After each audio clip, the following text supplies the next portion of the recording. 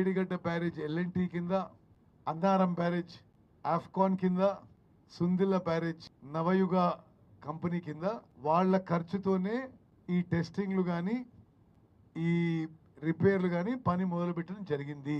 ఈరోజు ఆ పనుల ప్రోగ్రెస్ రివ్యూ చేయడానికి నేను ఇరిగేషన్ మంత్రిగా, అనిల్ గారు ఈఎన్సీ ఇరిగేషన్, జీవన్ రెడ్డి గారు, పక్కనున్న ఎమ్మెల్యే రాజ్ ఠాకూర్ గారు, మరి భూపాల్పల్లి ఎమ్మెల్యే మిత్రుడు గండ్ర సత్తన్న గారు, మరి ధర్మపూర్ ఎమ్మెల్యే లక్ష్మణ్ గారు, మరి ఈఎన్సీ నాగేందర్రావు గారు, చీఫ్ ఇంజనీర్ సుధాకర్ రెడ్డి గారు అందరం కూడా రావడం జరిగింది.